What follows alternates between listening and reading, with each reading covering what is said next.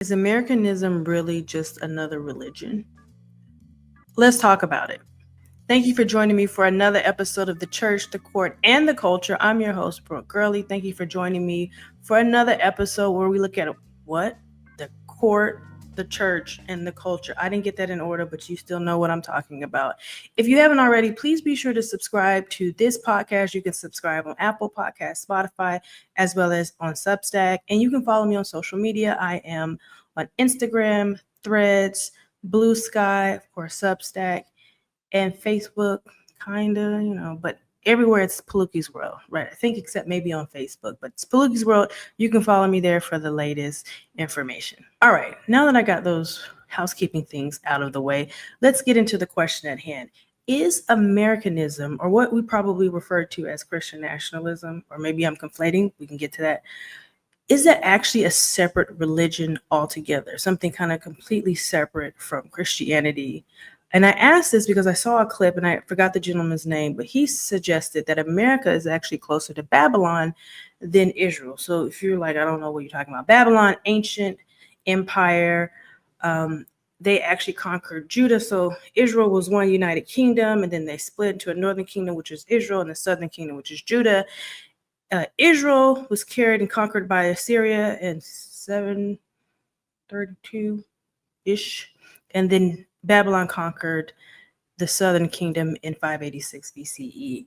And so Babylon is seen as sort of this wonderful, if you will, example of all that is evil and wrong and wicked in the world. And so this person, he was saying that America is closer to that versus sort of this ideal Christian nation, or like the ancient kingdom of Israel. And then he goes on to say that Americanism is really like its own religion. It has all the makings. You have founding myths, founding fathers, sacred documents, Constitution, Declaration of Independence. You have sacred sites, sacred holidays, and all these things. And I began to think, and he says it's often conflated essentially because it looks very similar. It borrows heavily from Christianity, but it's not, and it's very different. And this is what makes being a Christian pastor nowadays very difficult. And as I was listening to him, it made me think, is what we're calling Christian nationalism, is it actually just something completely separate? I mean, I would obviously argue that it's not Christianity altogether, but is it really just sort of the deification of our nation? And so if it is the deification of our nation, how do you go about addressing the issue there, especially if it seems to conflate itself with another religion? I don't have the answer to that. I just think that is probably more accurate than say this Christian nationalism is, well, I guess maybe you would say Christian nationalism is a different religion altogether, but I think Christian nationalists see themselves as Christian, even though what they worship or what they see as their God is not actually the God of the Bible. But I do think it is a great way to explain what we see. So you have this within this right-wing Christian nationalist or Americanist religious view, you have people who are glorifying power, right, wealth, so proximity to people like Trump, because he is seen as powerful, he is seen as strong, he is seen as wealthy and successful, even though he is everything. And I've said this before, he's not where Jesus positioned himself. Jesus said that I was hungry, I was in prison, and I was fatherless. This is who he says he is. But what you have with this new religion that is sort of conflating and hiding behind Christian rhetoric, Christian iconography, is something that is quite different than what the teachings of Jesus are. And so anyway, like I said, it just made me think, maybe we're thinking about Christian nationalism, or maybe you're not. You say, no, Brooke, I was thinking about this the whole way, but it made me think, oh, wait, this isn't just Christian nationalism. This is something completely separate from Christianity. It's just borrowing the language of Christianity to sort of vindicate or explain itself. It's kind of like the Nation of Islam. Hear me out. I don't think Christian nationalism and Nation of Islam are, well, I might write about that. But hear me out. This is what I'm saying. The Nation of Islam, right, is claiming to be this nationalist. It is a nationalist organization, a Black nationalist organization, that's saying that is a part of Islam, but a lot of the rhetoric, especially early on, borrowed from Christianity.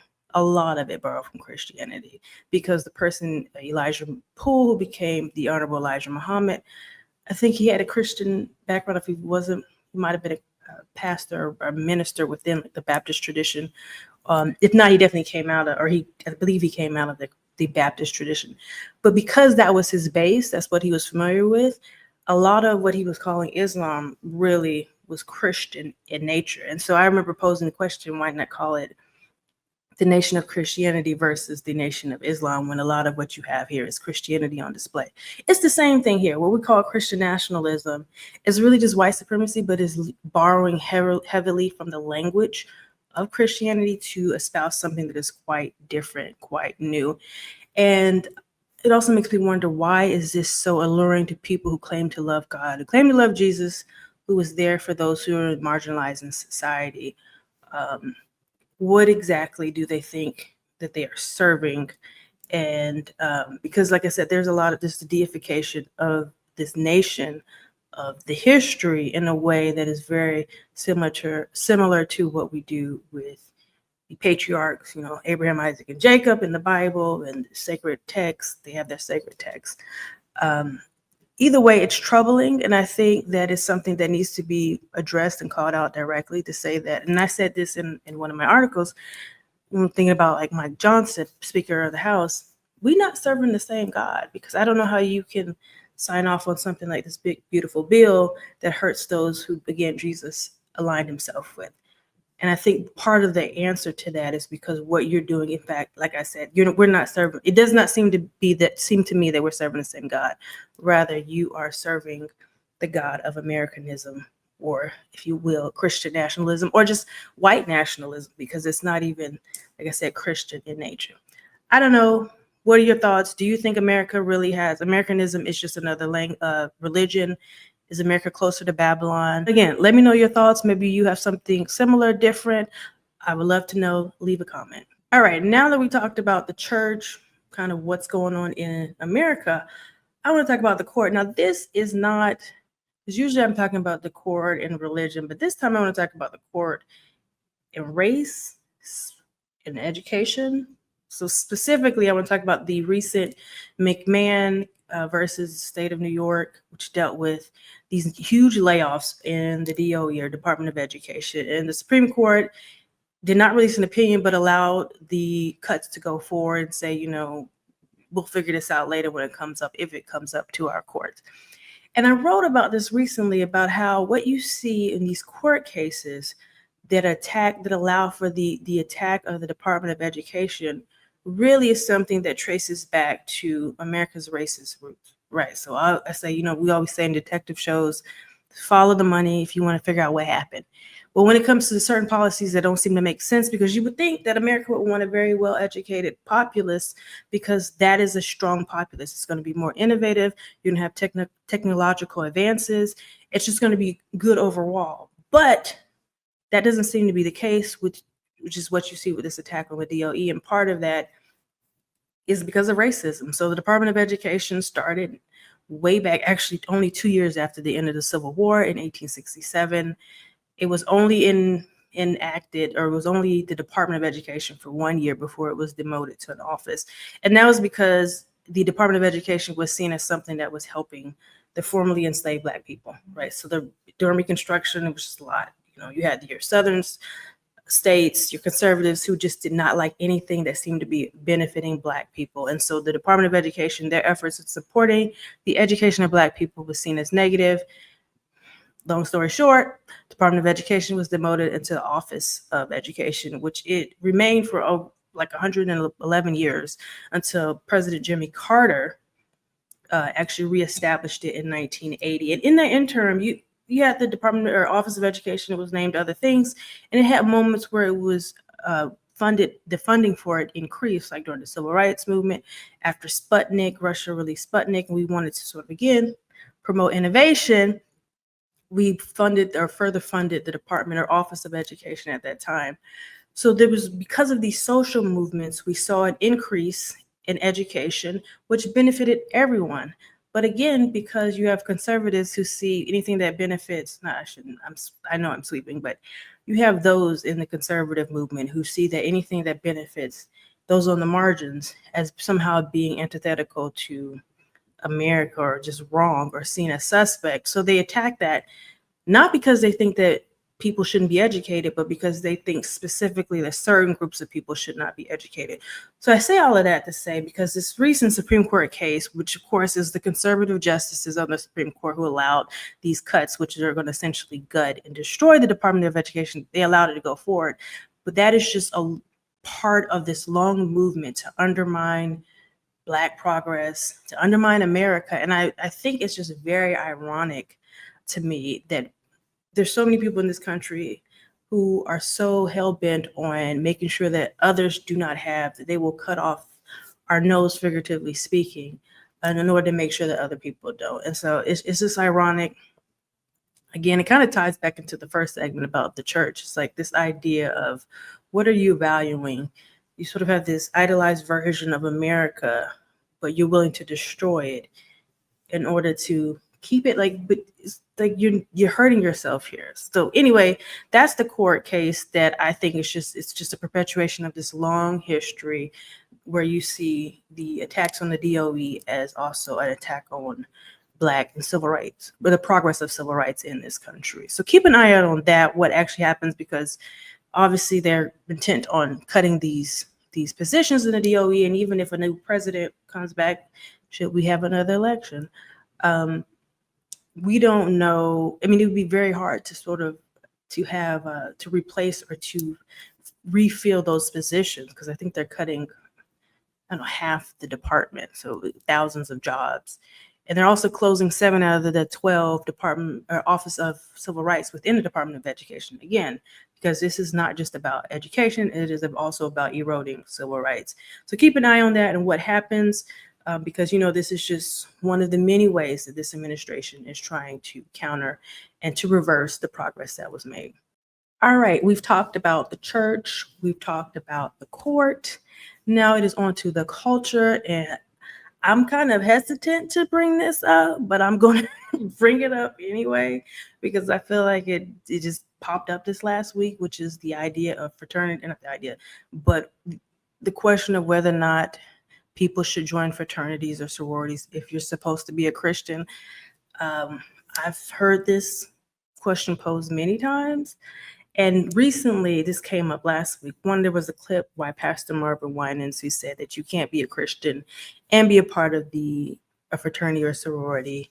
And then there was the interview with Lecrae and Pastor Eric Mason, who apparently, I guess he was a Kappa, but he renounced his position, membership in that organization. And so people were coming for him because his whole point was, listen, if God tells you, and I agree with him on this, if God is telling you to denounce anything, then you need to be obedient to that, full stop. But his point was, you have to be consistent, and don't go to Starbucks and don't do these other things. And of course, people like, that's apples to oranges. It's not the same thing. I'm not making an oath.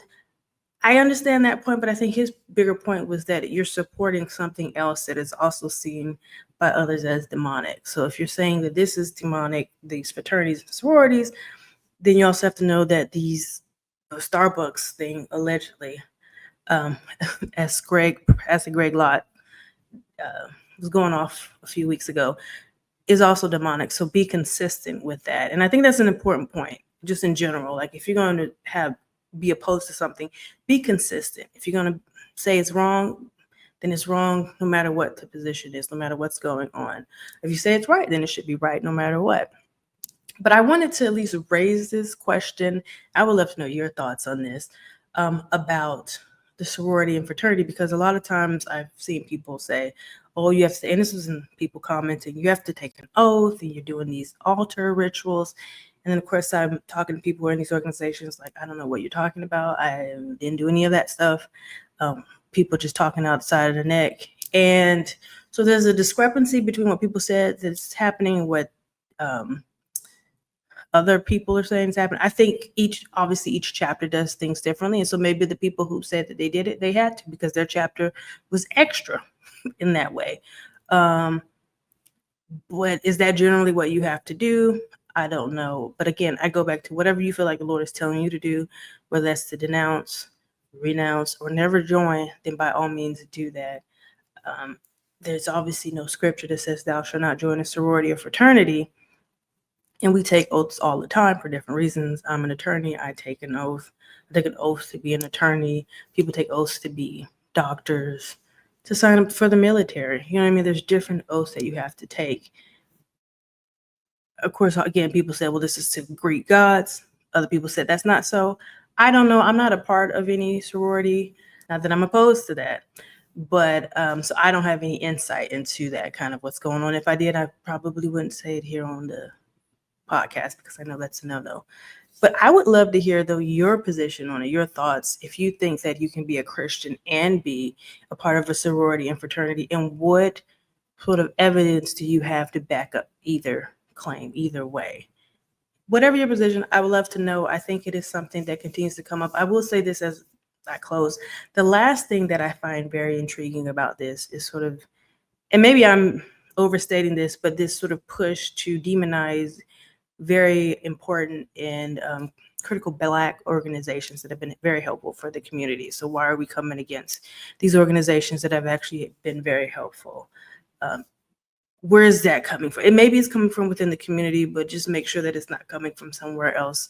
So I would say be on guard about what is the true source of that. Where is this movement coming from and why now? Why, when Black organizations are actually very important, that we are together and unified, why are we now denouncing and renouncing each other?